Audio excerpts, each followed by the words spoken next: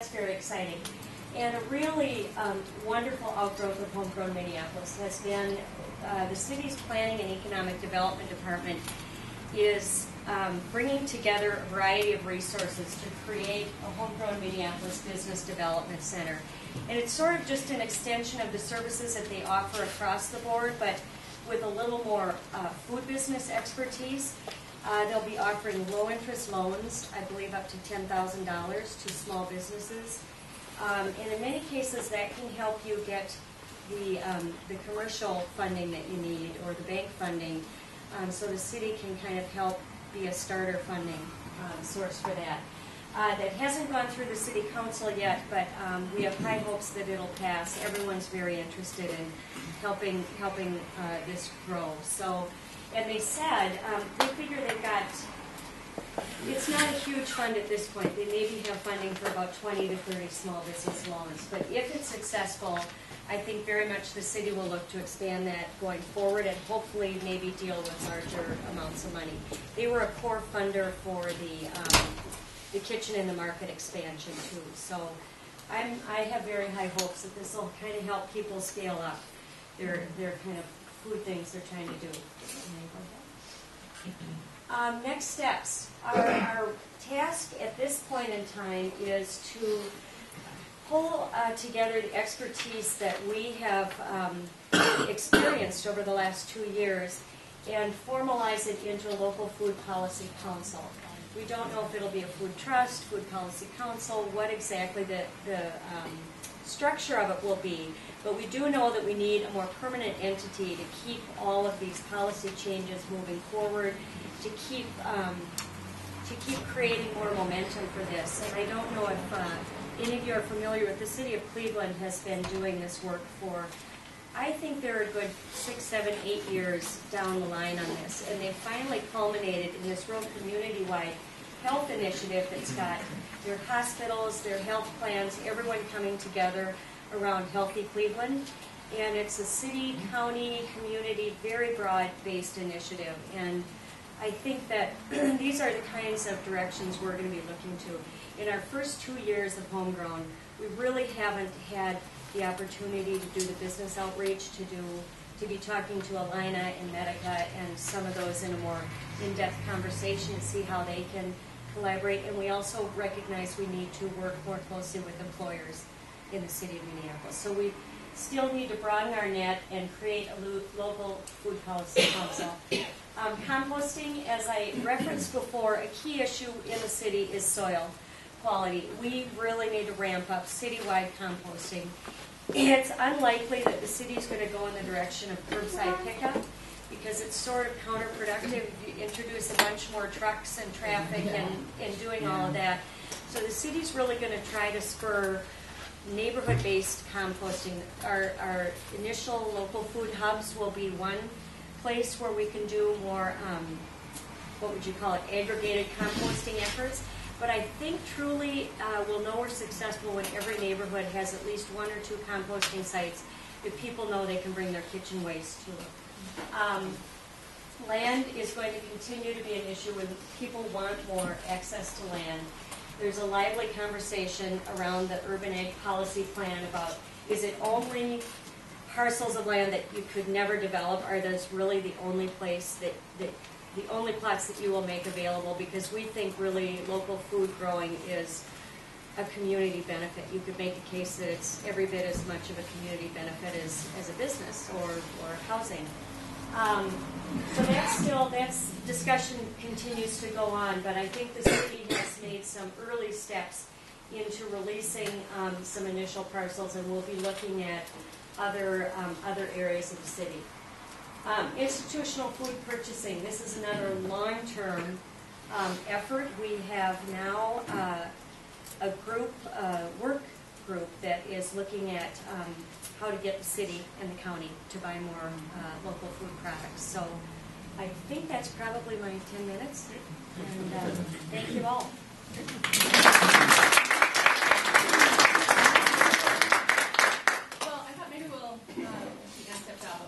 Do you want to talk about that? We'll kind of have everybody talk. And I'm I apologize if I neglected to have everyone go around the room and introduce themselves, so we'll do that before we launch into questions. Yeah, so, we'll maybe hold questions until everybody's done presenting, and then we'll be sure we have hear from everybody and then open the conversation. Okay, all right. Okay, well, I'll talk a little bit about community gardening. I just want to start off by saying, as Meg and I discussed before the presentation, that we're both very shy people, and so I might not be the best public speaker. And I also work as a computer programmer, and they say you can tell an outgoing computer programmer because he looks at your shoes when he's out. I will do my best. I've been a gardener pretty much all my life. My parents were gardeners, and my grandparents were gardeners. And so it was, and as many of you know, the yards in Minneapolis, northeast Minneapolis in particular, are pretty small. So it's been hard to kind of squeeze a garden in, most of them. Some people have bigger yards, but it's hard to squeeze a garden into the backyard. So when my wife came to me 11 years ago and said, "Oh, I found this place where we can get a community garden plot," I thought, wow, that's really cool.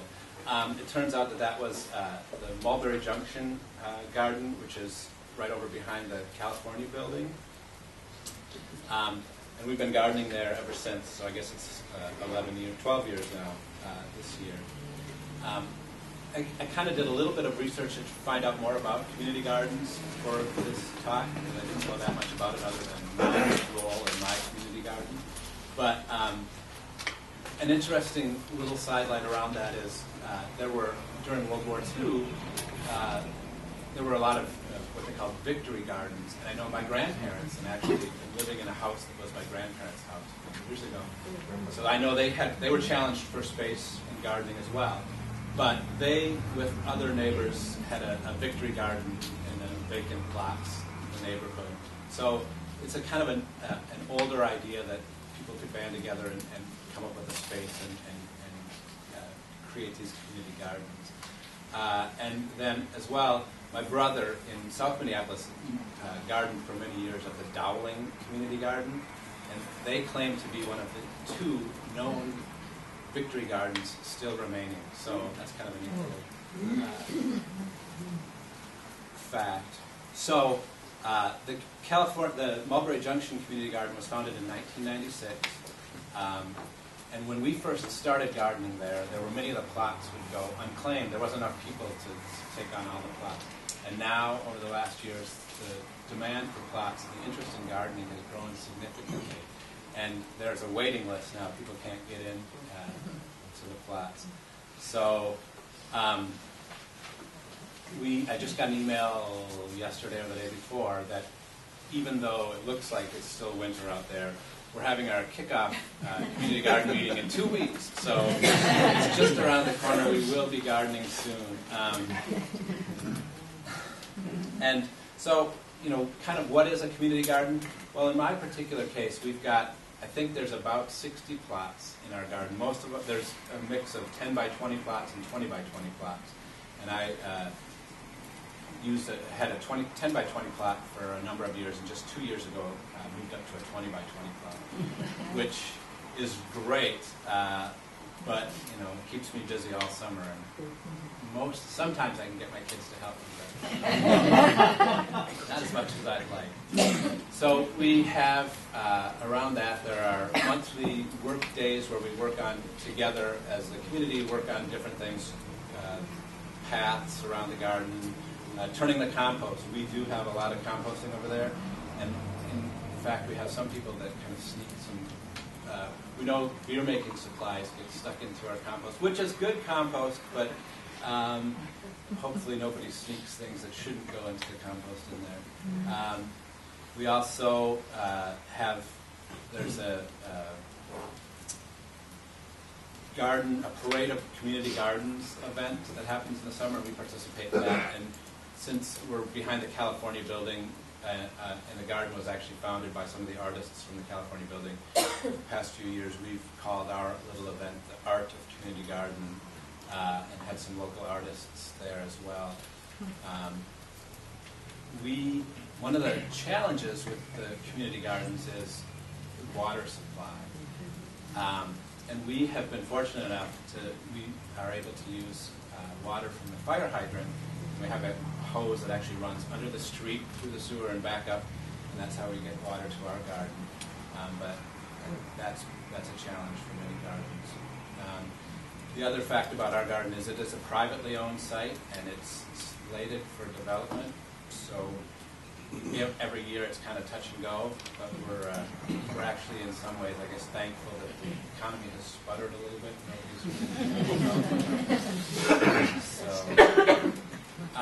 And as Megan mentioned, I looked at the Gardening Matters website, and there's 10 community gardens that are listed in Northeast Minneapolis. I think 7 of those involve produce. There's a couple that are just about flowers and beautification gardens. And I know a little bit about the Wake Park Community Garden, for instance. That was established in 1997, just a year, I guess, after the Mulberry Junction Garden. And that's a pretty neat, they actually had a water supply put in there. They worked with the city to get water. It's seasonal, so they have to turn it off in the fall and drain the pipes. But because they weren't in an area where they could get water otherwise, they worked to get that done. But then there are a few others. Most of them look like they're fairly new over the last couple of years, so these gardens are taking off. So let's see. So some of you may be challenged. I don't know if people are looking for community gardens. I know there's a website called Yards to Gardens, and that's been a great. I've gone on there and looked, and what it does is kind of match people up that are looking to garden with people that have maybe a yard that they're not using or something like that, or an open lot.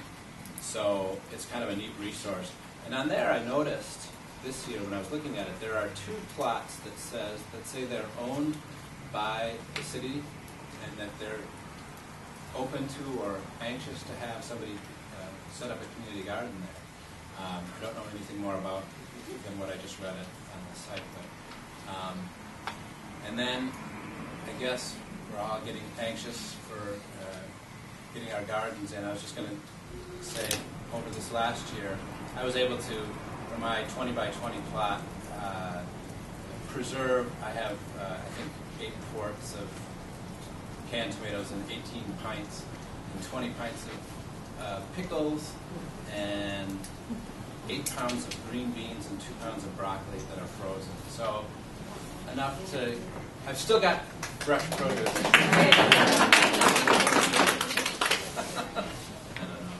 So, I don't know, that's, I guess, all I have to say about the community gardening and my role in community gardening.